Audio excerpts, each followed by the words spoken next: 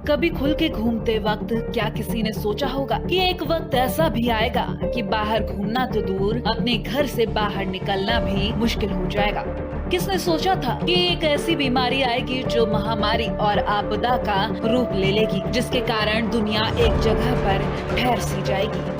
Corona के इस तूफान ने जिंदगी की रफ्तार को रोक सा दिया है, लेकिन फिर भी भारत में लोगों ने हार नहीं मानी और कोरोना से लड़ने के लिए सरकार द्वारा बनाए गए नियमों का बखूबी पालन किया।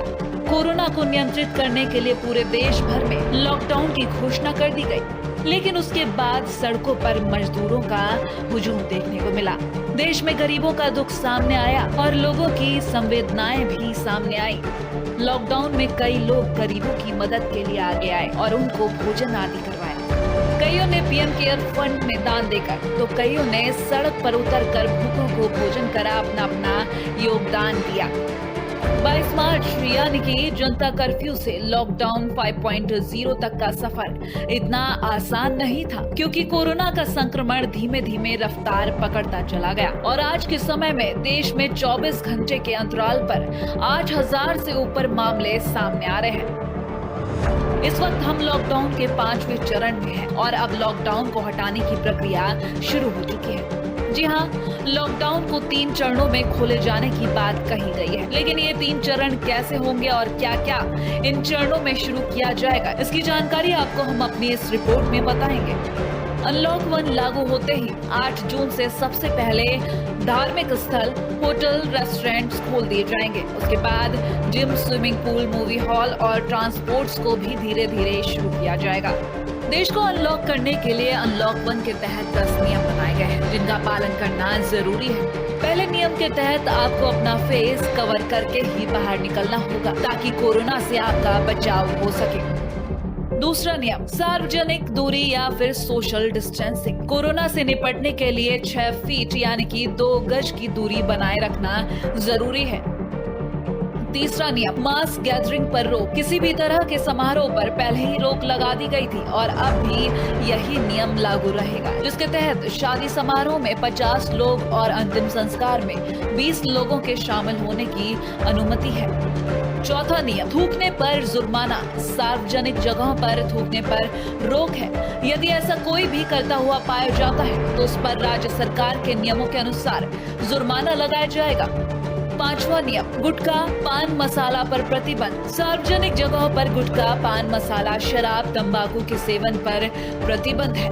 छठा नियम, स्क्रीनिंग और हाइजीन। किसी भी वर्क प्लेस पर गंदगी नहीं होनी चाहिए।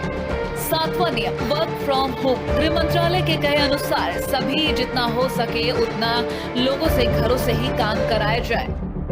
आठवां नियम, रोटेशन सिस्टम। सभी कार्यस्थल, दुकानों, बाजारों, कार्यालयों और अन्य स्थानों पर काम हो, लेकिन रोटेशन सिस्टम के साथ। नौवां नियम, वर्क प्लेस पर सोशल डिस्टेंसिंग। सभी कार्यस्थलों पर सार्वजनिक दूरी बनाए रखना जरूरी है। 10वां और आखिरी नियम, सैनिटाइजेशन। किसी भी जगह पर अगर लोग काम करने आते हैं तो वहां पर समय समय पर सैनिटाइजेशन का काम होना जरूरी है। अब आपको बताते हैं कि अनलॉक 1 में कौन कौन सी छूट मिली है। अनलॉक 1 में अब एक राज्य से दूसरे राज्य में जाने की अनुमति है। इसके लिए किसी भी कर्फ्यू पास की जरूरत नहीं होगी।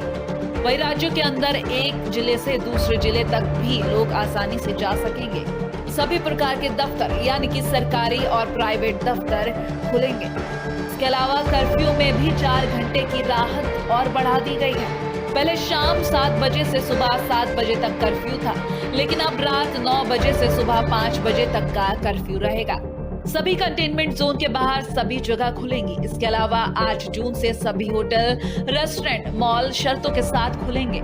साथ ही सभी धार्मिक स्थल भी खुल सकेंगे और औद्योगिक संस्थानों को भी 8 जून से खोलने की अनुमति दे दी है।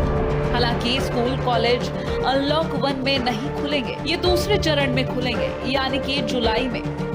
वहीं आपको बता दें, अनलॉक 1 में सैलून भी खोलने की इजाजत दे दी गई है।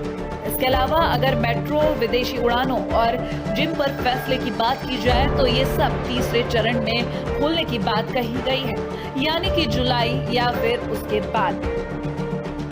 धीमे धीमे ही सही, लेकिन अब देश अनलॉक होने लगा है। जिंदगी वापस पटरी पर आती हुई नजर आ रही है और इसमें कोई दो राय नहीं है कि जिंदगी वापस पटरी पर दौड़ती नजर आएगी। लेकिन जिंदगी के साथ वाली पटरी यानी कि बराबर वाली पटरी पर कोरोना भी दौड़ता नजर आएगा, क्योंकि देश की आर्थिक गतिविधियों को रफ्तार देने के लिए देश को अनलॉक करना बहुत जरूरी है, जिसको देखते हुए अब हमें कोरोना के साथ जीने की आदत डालनी होगी और खुद की सुरक्षा मास्क लगाकर सोशल डिस्टेंसिंग मेंटेन कर खुद ही करनी होगी।